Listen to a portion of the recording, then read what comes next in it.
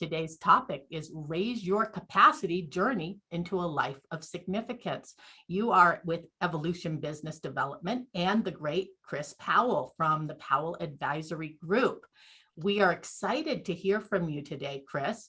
In our first meeting, you shared about your own experiences and that self-awareness is foundational to the transitional journey. You had my attention, but undoubtedly it was your 23-year career in surface and subsurface warfare and the formation and training of combat teams in both the aviation and surface ship communities that caused me to say, I must interview you. So that we can have a sense of what your foundational experiences have been, will you do your best to quickly give us an overview of what this journey looked like? Sure can. Thank you so much. I very much appreciate it. And so you know a little about me. I did spend 23 years in the Navy.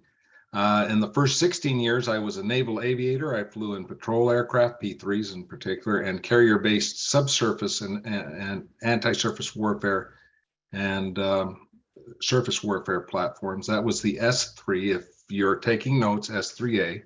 So I have 282 CATs and catapults and arrested landings off carriers, several thousand hours. I had a heart anomaly that permanently grounded me in my 16th year. And it was like my guts were ripped out because I couldn't fly anymore. But I went and served the next 6 years in the surface fleet. At one time, I led all the master level acoustic analysis anti-submarine warfare courses in the entire Navy surface fleet. If you ever saw the movie Hunt for Red October, the Jonesy, I was the Jonesy, except he was a wimp. We trained at a much higher level than he ever thought about having. So anyway, throughout my career, I spent about half my time serving between sea duty and shore duty, where I was an instructor and course curriculum model manager. I earned for the entire Navy in that particular course. I earned my aircrew wings, air warfare pin, Navy Master Training Specialist designation, to name a few qualifications. I flew thousands of hours, as I said, and I was actually enlisted. Yes, I was enlisted. I was backseater. I was the guy that targeted everything. And as far as my impact, I was the primary trainer in every one of my commands on the Naval Aviation Training and Operations Procedure Standardization, or NATOPS. If you ever know what that is, you can look it up. In all the tactics, intelligence, tactical oceanography, I was a simulator evaluator and instructor evaluating air crews on their performance. And what this did for me personally was it instilled discipline, systems, high performance team development. That's what my forte is developing high performance teams, a range of experiences in diverse environments that challenge and hone my expertise in multiple disciplines. For instance, I led an aviation safety effort of 300 sailors in a tactical aviation command. I led a weapons and deck department in a pre-commission and commission. I was on the commissioning crew of an Aegis cruiser, where I was integral in training and developing those warfighters into the most competent, high-performance teams attainable during the Cold War, by the way. Okay. I just wrote those three things down right now because this is a lot of what I want us to come back to in our mastermind: discipline, systems, and high performance teams.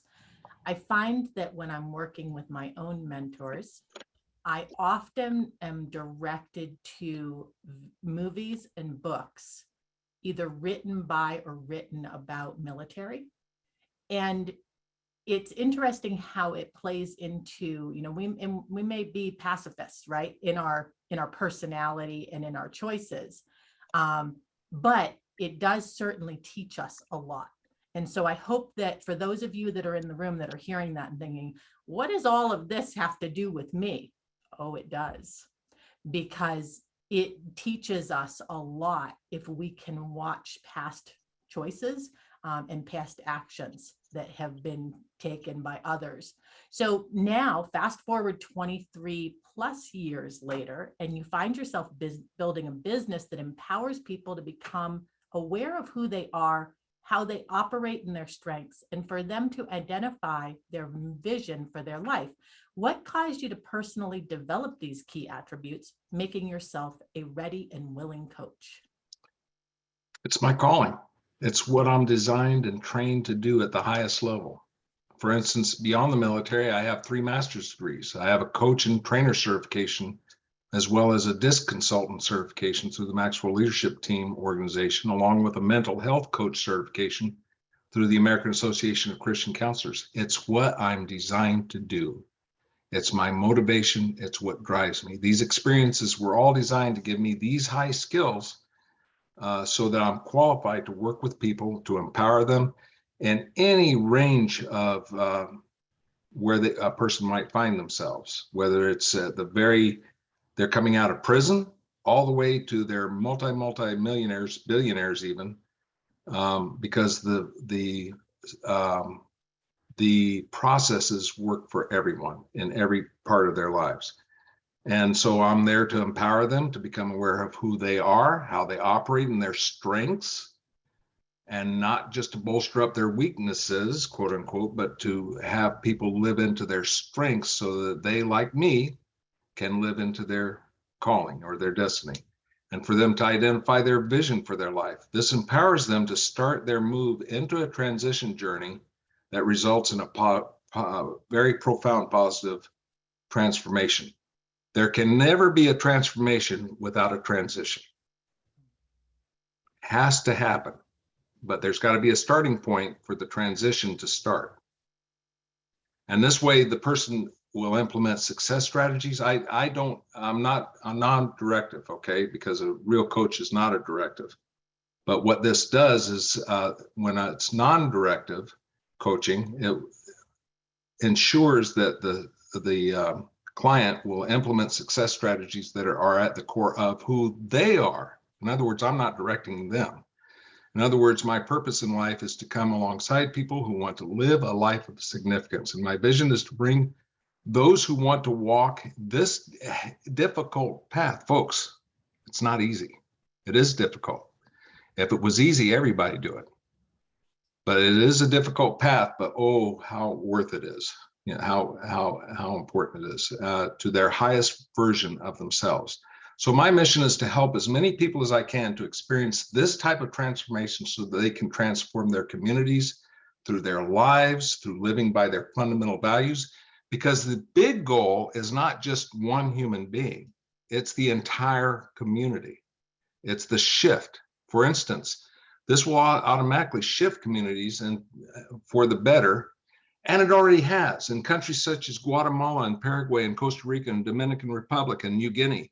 The efforts I'm involved with have produced stunning results.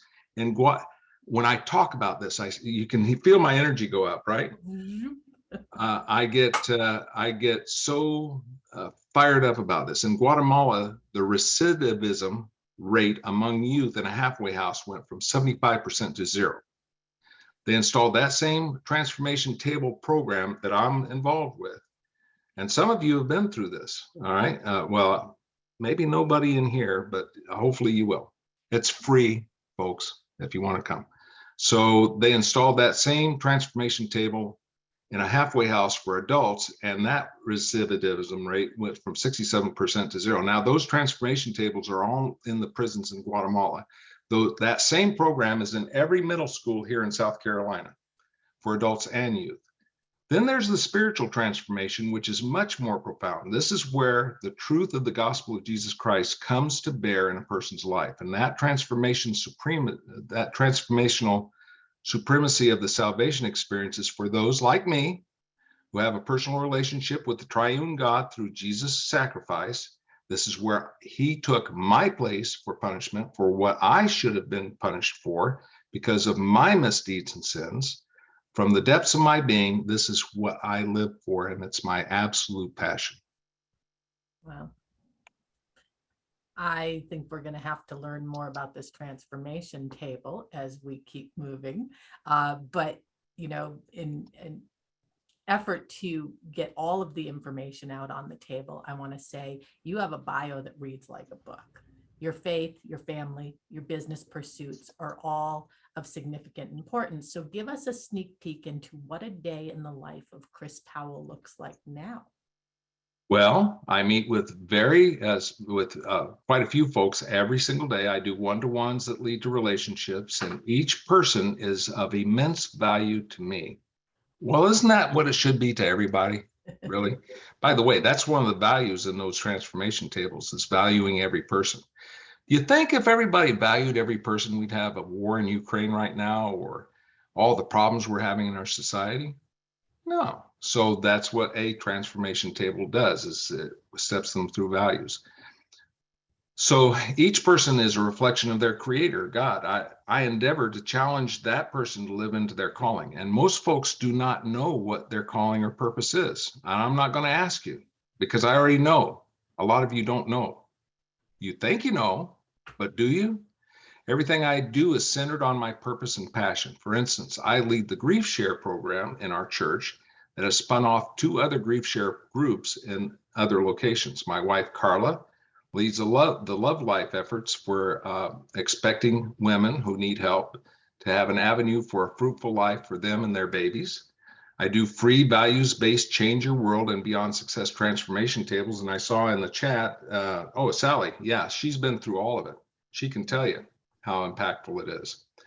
And so these transformation tables, I do these several times a week. That is a catalyst for transformation on values for people. And then I do a fee-based facilitated workshops and masterminds, along with group and individual coaching for people who hunger to live their best and most productive lives. The question is, does one hunger? Because if one does not hunger, I'm not going to have them as a client, because they're not going to implement. All right. So I help folks discover themselves through several tools, including DISC. Nice. What would you tell, you just said DISC. Can you just tell everyone what DISC means? So DISC is a behavioral analysis. It's ancient. It comes from ancient Greece, actually. And it was, you may have heard of it as phlegmatic, melancholic, choleric, sanguine. You may have seen it as animals like lion. What is it? I don't know. There's animal ones, there's color ones. It's all the same thing. It's how a person actually works their behavioral style, how they're born. So for instance, D is a dominant. That person used to be in the White House. He's no longer there, but he's trying to get back in. That's a dominant person. No doubt about it. That's dominant.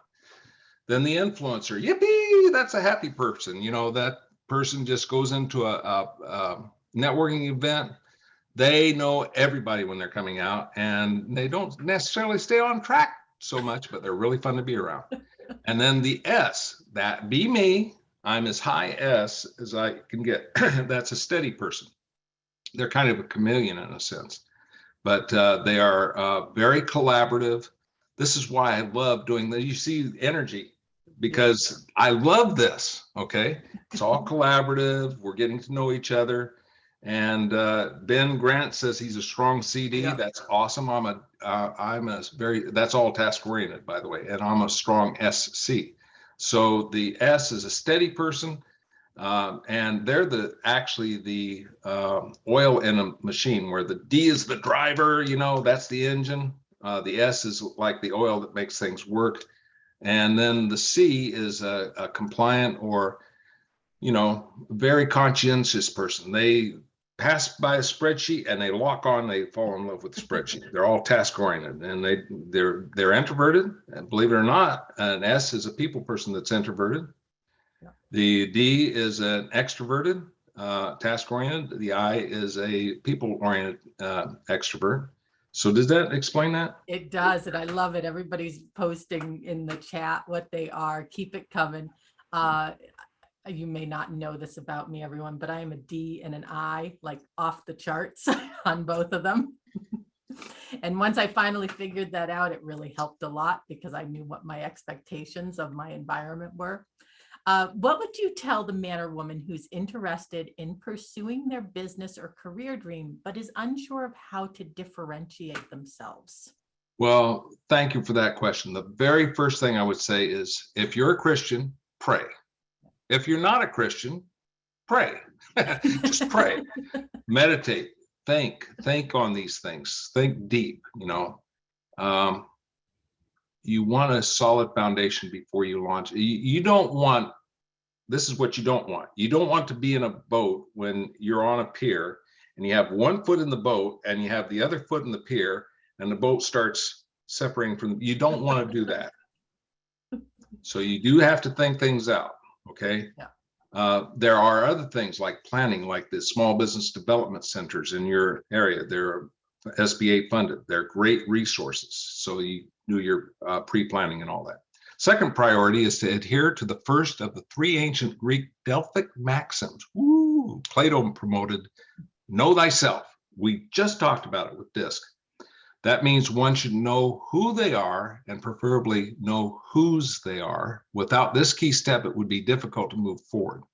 The third priority is to commit to the difficult journey to transform themselves from who you are now to who you must become to be successful, and then move into a life of significance.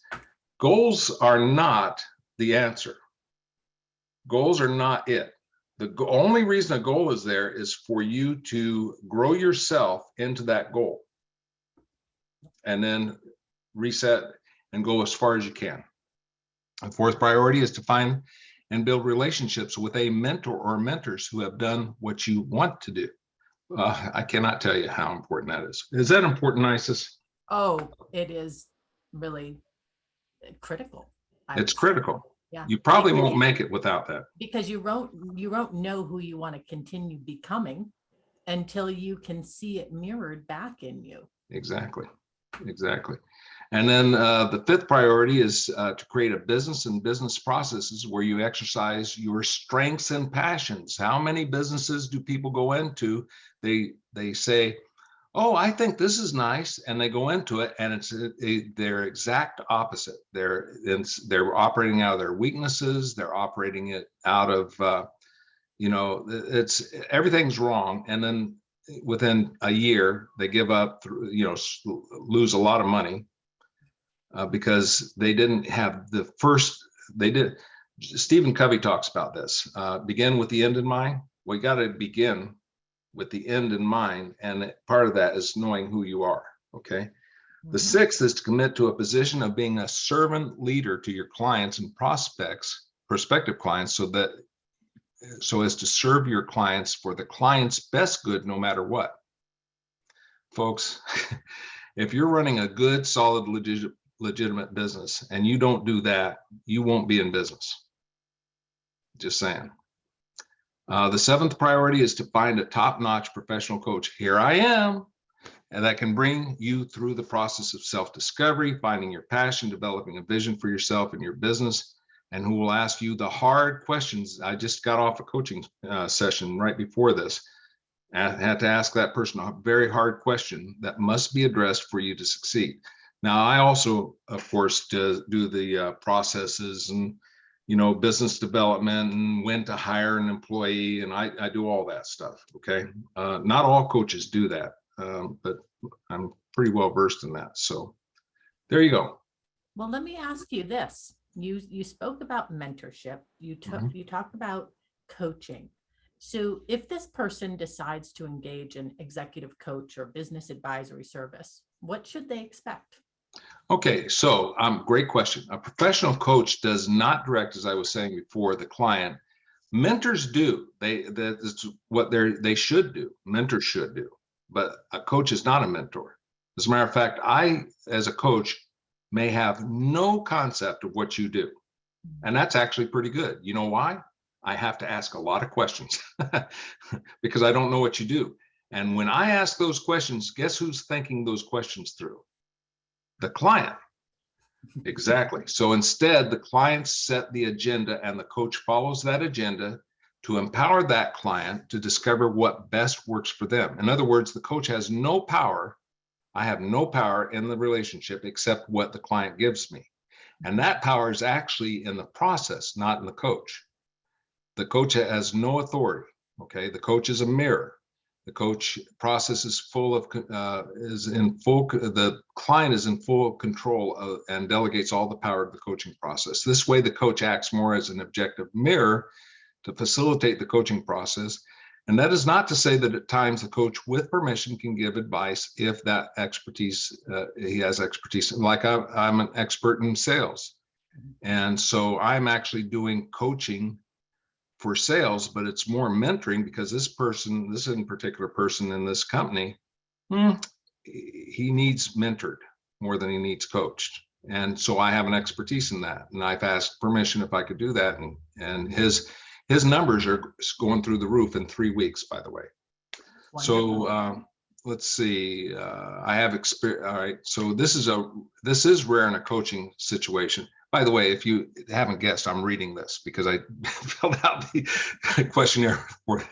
So the client arrives at the process and the solutions that they formulate themselves. This ensures the highest rate of implementation and success for the client. Imagine this. If I tell you, hey, you need to do this and this and this and this, and you go out and you go, okay, I need to do this and this and this and this. How do I do this and this and that? So your implementation is very small. Even though you understood it, it's not yours. But if I say, what is it that you can do to do this and this and this and this, and you come up with the plan, what are your chances of implementing that? 100%.